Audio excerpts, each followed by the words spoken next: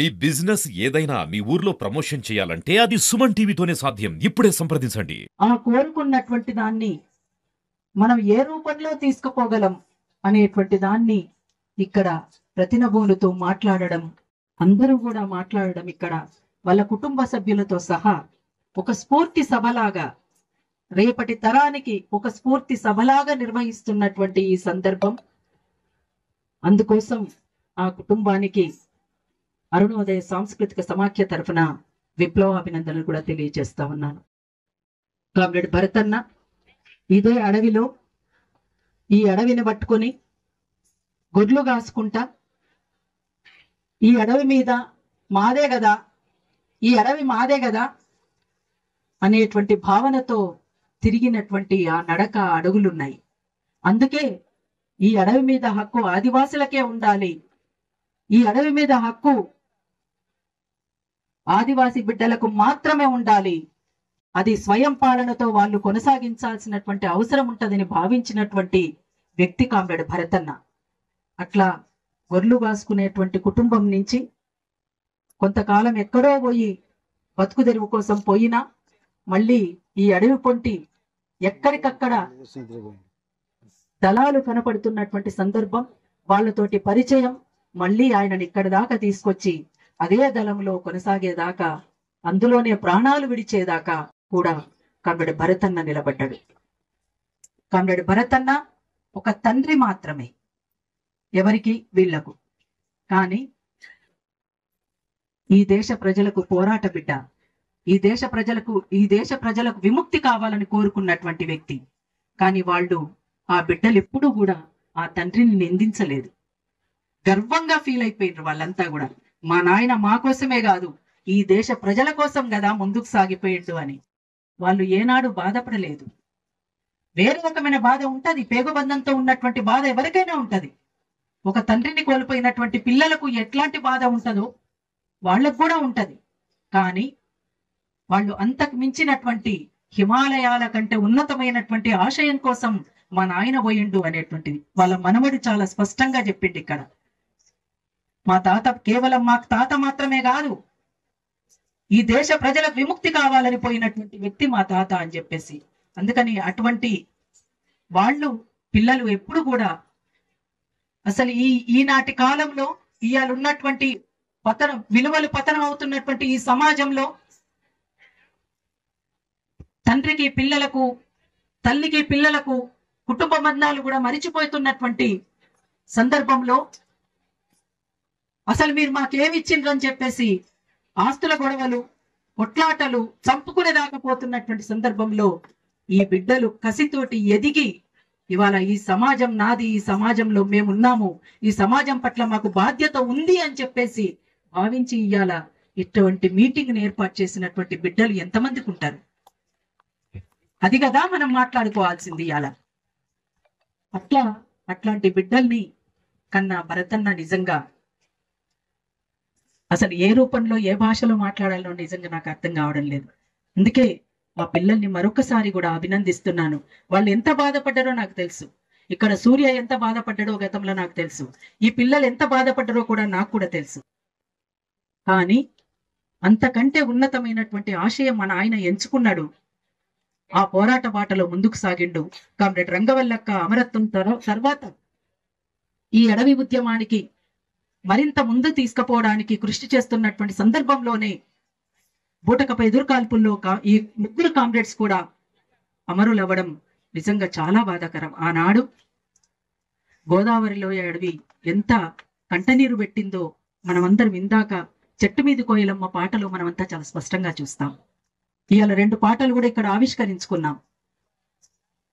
ఈ పాటల్లో ఉన్నటువంటి విషయం కూడా ఇవాళ దేశంలో కొనసాగుతున్నటువంటి పరిణామాలు, ఈ రాష్ట్రంలో కొనసాగుతున్నటువంటి పరిణామాలు, మన చుట్టూ ఉన్నటువంటి ఈ అడవి ఏమైపోతుంది అనేటువంటి ఒక బాధ. ఇవాళ ఆపరేషన్ కగార్ పేరుతోటి అడవిలో ఉన్నటువంటి అటవీ సంపదను కార్పొరేట్ శక్తులకు కట్టబెట్టడానికి బాహాటంగా రెడ్ కార్పెట్ పరిచి స్వాగతం పలుకుతున్నటువంటి దేశంని ఏలుతున్నటువంటి పాలకులు చేస్తున్నటువంటి కుట్రల్ని భగ్నం చేయడానికి ఇవాళ ఎంతో మంది పోరాటంలో ముందుకు సాగుతున్నారు. అటువంటి పోరాటంలో ఎంతో మంది ప్రాణాలు కోల్పోయినరు. ఇవాళ ఆపరేషన్ కగార్ని నిలిపివేయాలని చెప్పేసి కూడా ఈ వేదిక డిమాండ్ చేసింది. ఇట్లా అరుణోదయ సాంస్కృతిక సమాఖ్య నుంచి కూడా మా వైపు నుంచి కూడా డిమాండ్ చేస్తా ఉన్నాం. గతం నుంచి కూడా పాటల రూపంలో మాటల రూపంలో ముందుకు సాగుతా ఉన్నాం. అయితే ఇవాళ ఈ ఉన్నటువంటి ఈ పరిస్థితిని ఎదుర్కోవడానికి ఇంతకుముందు అందరూ చెప్పినట్లుగా అంబేద్కర్ అన్న మాటలే కాదు, భాస్కర్ మాట్లాడటమే కాదు, అందరూ మాట్లాడినటువంటి మాటలతో నేను ఏకీభవిస్తూనే విప్లవకారుల ఐక్యతను మేము కూడా కోరుకుంటున్నాం. ఒక విప్లవ సాంస్కృతికోద్యమంలో పనిచేస్తున్నటువంటి కళాకారులంగా, ప్రజా సాంస్కృతికోద్యమంలో పనిచేస్తున్నటువంటి ప్రజల పక్షాన నిలబడి ప్రజలకు ఏ బాధ ఉన్నా పాట రూపంలో ముందుకు సాగుతున్నటువంటి కళాకారులంగా విప్లవకారుల ఐక్యతను ఆకాంక్షిస్తా ఉన్నాం. అయితే విప్లవకారులందరూ కూడా విప్లవకారుల ఐక్యతను కోరుతూనే ఉన్నారు ప్రతి వేదిక మీద. కానీ ఎక్కడొచ్చింది తేడా? ఏమైంది? ప్రజల్ని పీడిస్తున్నటువంటి వాళ్ళు, ప్రజల్ని దోపిడీ చేస్తున్నటువంటి వాళ్ళు, ప్రజా ఉద్యమాలని అణిచివేస్తున్నటువంటి వాళ్ళు మాత్రం ఒకతాటి మీద ఉన్నారు.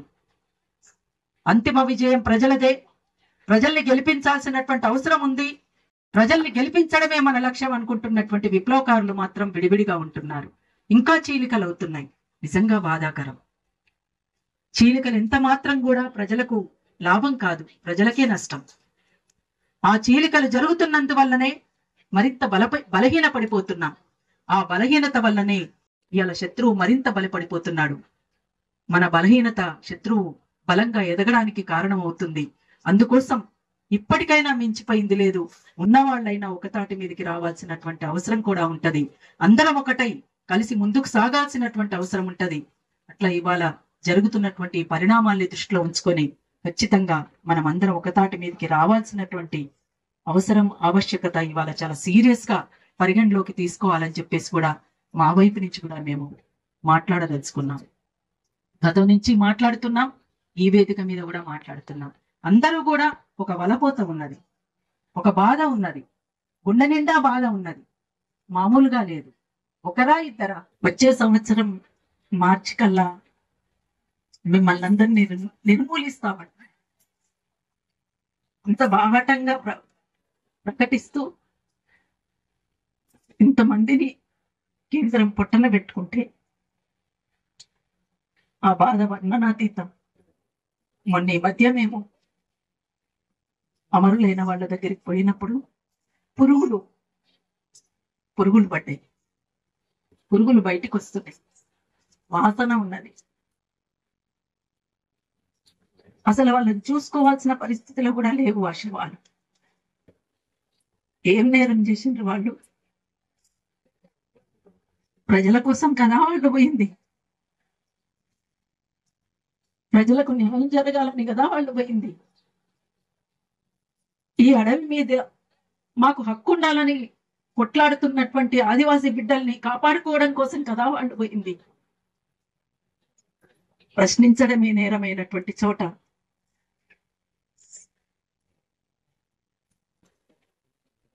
ఇంత ఘోరాలు జరుగుతున్నటువంటి సందర్భంలో మాట్లాడకుండా ఎట్లుంటారు? పోరాడకుండా ఎట్లుంటారు? దోపిడీ ఉన్నది కదా ఈ సమాజంలో, పీడన ఉన్నది కదా ఈ సమాజంలో, కులం ఉన్నది కదా ఈ సమాజంలో, మతం ఉన్నది కదా.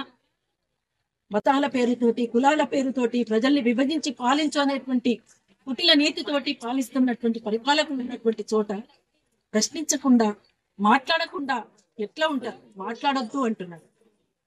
ఇవాళ నిన్నటి దాకా అక్కడ జరిగింది, ఇవాళ రాష్ట్రాల్లోకి వచ్చింది, రేపు జిల్లాల్లోకి వస్తుంది, ఆ తర్వాత ప్రతి గుడిసెలోకి కూడా వస్తుంది. ప్రతి గుడిసెలోకి కూడా వస్తుంది. అది నాకేం జరుగుతుందిలే, వాళ్ళకి కదా జరిగింది, ఆదివాసీలకు ఏదో జరిగితే మాకెందుకులే అనుకుంటే, ఆదివాసీలు లేకపోతే అడవి లేదు, అడవి లేకపోతే మనకు బతుకు లేదు అనేటువంటి సోయి తెచ్చుకోవాల్సినటువంటి అవసరం ఇవాళ నాగరిక ప్రపంచం అని చెప్పబడుతున్నటువంటి ఈ ప్రపంచానికి ఆలోచించాల్సినటువంటి అవసరం కూడా ఉంది. అందుకోసమే ఆదివాసీలంటే ఈ దేశ మూలవాసులు. అటువంటి అడవి బిడ్డల్ని రక్షించుకోవాల్సినటువంటి బాధ్యత మనందరి మీద ఉండాల్సినటువంటి అవసరం ఉన్నది. అందుకోసం ఆదివాసీలను కాపాడుకునే దిశగా, ప్రజలకు రక్షణగా ఇవాళ ఎంతో మంది అమరత్వం పొందినటువంటి అమరత్వం సాక్షిగా మనం అందరం ఒకటవ్వాల్సినటువంటి అవసరం ఉంది. ఒక తాటి మీదకి రావాల్సినటువంటి అవసరం ఉంది.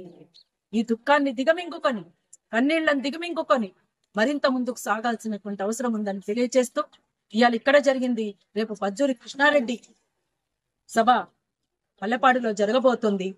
ఇట్లా నవంబర్ మాసాన్ని అమరుల మాసంగా వాస్తవంగా పార్టీ నిర్ణయించింది.